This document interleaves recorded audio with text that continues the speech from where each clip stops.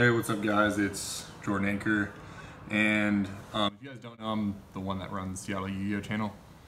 Today I'm just going to give you guys my deck profile, second place from the regional that we had this past weekend on May 5th. I'll just go over some of my card choices. It's pretty standard at this point, but I know you guys like seeing it, so I'll give you the rundown and that's pretty much it. Okay guys, so here's the main deck. Pretty standard hand chop lineup. I tried to play what I thought was going to be the best to counter the FTK and just pendulum in general. For whatever reason, I feel like there's a strong pendulum meta up in the Pacific Northwest area. So I ran 3 Ash and 2 Droll. I think Droll is super important right now, probably the best hand trap, but Ash is the best generic hand trap. So the Ash stops everything where Droll can shut down certain decks. I think it was round 3, I was playing a Pendulum player. I dropped Droll, and he tried to make his board, went through all his astrographs, and ended on a Vortex, and I kaiju'd it, and he lost. 2 of the new trap. Probably would have played 3 if I had it, but I didn't test it very much. I pretty much got it the day before. Honestly, it was the same as Effect Veiler. I don't think it was really anything different. Didn't play Ogre. Right now I think it's just not that good. 3 Fairy Tale Snow. This is your best monster in the deck. It's not once per turn. Not much more to say about that. 2 Ultimate Conductor Tyranno. This card's amazing. I know a lot of people were unfamiliar with this card because they kept asking me to pay the cost when I was activating its effect. The effect to Book of Eclipse and destroy a monster in your hand or field is not a cost. So this card is insane. It closes out games. It's ridiculous. 2 Overtex. Searches a pill, and you need to play 2 because sometimes you want to go into it, and especially if you're milling multiple in a turn, you really want to see it. 2 is I think 2 is the correct number. 3 Oviraptor gets your Stratos and your Foolish Burial for all your dinosaurs. It's super strong. Got to play 3. 1 Giant Rex, it's a great extender, and it's the Gold Sark target. 1 Dogran, you have a searchable kaiju. I don't understand why you wouldn't play it. For the zombie engine, again, I'm playing the minimal zombie engine. I think it's Solitaire is probably one of your worst normal summons in the deck.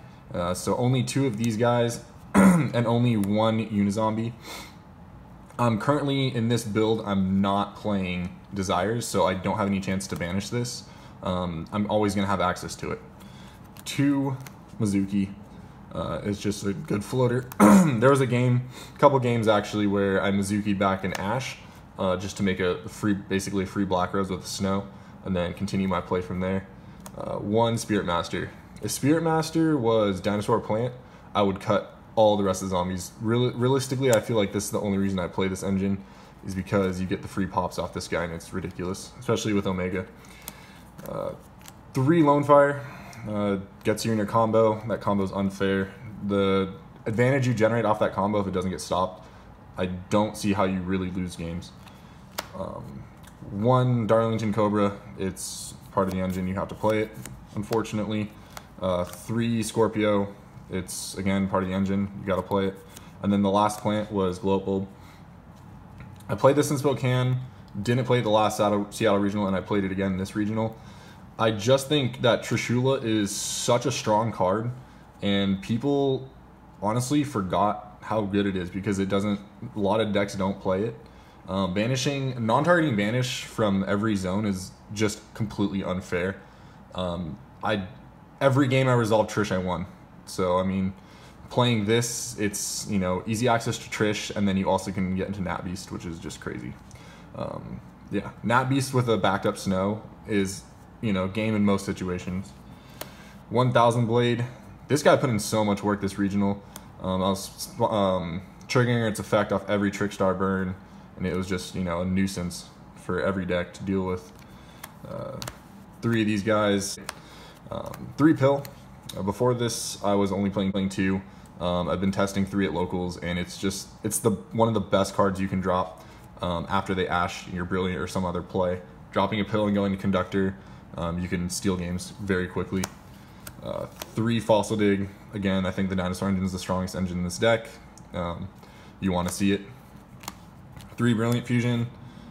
Again, this truly is the heart and the soul of the deck, getting your additional normal summons and going off. So obviously you want to see it. 3 Left Arm. Again, getting to your Brilliance, your Left Arm. Your Brilliance, your Fossil Digs, and of course your Grass and Soul Charge. This card's just amazing. 2 Gold Sark. I don't play 3 because honestly, I think it's one of the weaker spells, and this deck surprisingly has so many cards that you need to run that you have to make cuts in some places, and this is what I feel like is not an amazing card, but it is good. 2 Twin Twisters. I anticipated a lot more back row strategies, especially with like Altergeist. I didn't end up playing any of them, so yeah, but Twin Twisters, just a generic good card in my opinion, especially when a deck gets crippled by cards like Rivalry or Warlords and Anti-Spell. I feel like playing these in the main deck is fine. 2 Call by the Grave. This is a meta call, mostly. Well, it's always good in this deck because you want to stop hand traps so you can go off, but I was anticipating a lot of other 60 card and mirror matches. I did see a 60 card mirror, and this card, actually I saw 2 60 card mirrors, and this card put in work game 1 both times, so I definitely would keep these in here for the future. 1 Grass. Yeah, I resolved it for 33, I believe, in round 8, won me the game. 1 Soul Charge. This is usually a card I side out, believe it or not, but very strong. 1 Foolish Burial, and 1 Monster Reborn. If you are playing the mirror, don't side this out, especially because if you lose the dice roll, or not if you lose the dice roll, but going into game 2, if you're not starting and they already did their combo, you can reborn their Lone Fire Blossom, and then you can go off from there. Okay, extra deck, the previously mentioned Trishula. Yeah, Rob Lowe played it too, but you gotta play the DT. I'm just messing with you, man. Amazing, I love it. The Nat Beast as well. This card didn't put so much work in this regional, but in the past I've summoned this and people have just straight up scooped. The Black Rose. This is like, it's just such a great card. I love blowing up the board, and then you have all the advantage in your graveyard when your opponent doesn't.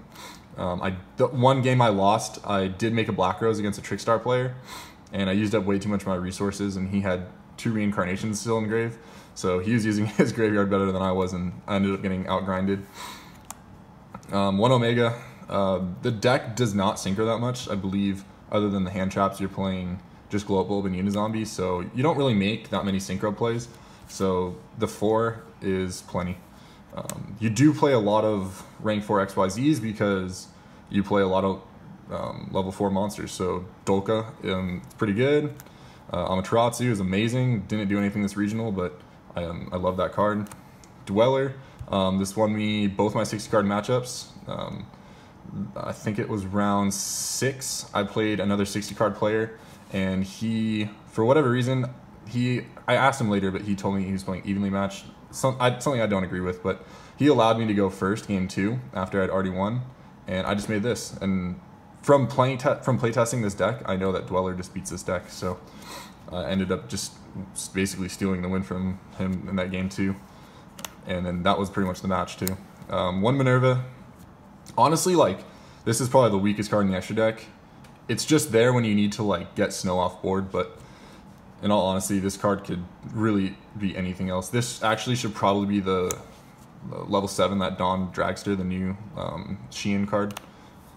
It's like the FA card. 1 Tornado Dragon, generic good back row removal. Invoker, it's part of the combo. Mrs. Radiant, it's part of the combo. Underclock Tigger. So I was not playing this prior to this event, and actually I just put it in last minute playtesting online, and this card is so good. I don't understand why I wasn't playing it before. It is absolutely mandatory. This card is ridiculous, especially with cards like Black Rose Dragon and Ultimate Conductor Tyranno. And yeah, this card is just so good. If you want to play this deck and you haven't been playing this, just play test it, and I promise you, this card does work. One Curious, it's the best link in the deck for sure. One Yugioh and one Seraph Knight. One thing about Yugioh, I feel like whenever I see people playing or talking about this deck, they're like, oh, you just make Yugioh and you go crazy. But in my honest opinion, whenever I'm making Yugioh, I always feel like there was a better play I could have done, because you're playing so much utility in the extra deck that I feel like 9 times out of 10 you could have ended on a better board. That's personal opinion, but yeah, obviously there's situations where Yugioh is correct. And then the one Seraph Knight, because yeah, it's obvious that I shouldn't have to explain that at this point. Side deck. So 3 of what in my opinion is the best floodgate in the game. This card's unfair and I believe it should be banned. If you go first and you set this, I mean, I feel like 9 out of 10 matchups right now in the meta, this just puts in work. It's really cheap, and yeah. 3 D barrier. Again, this is probably, in my opinion, the second best floodgate right now. Just turns off turns for like invoked, pendulum, you know, the random ritual.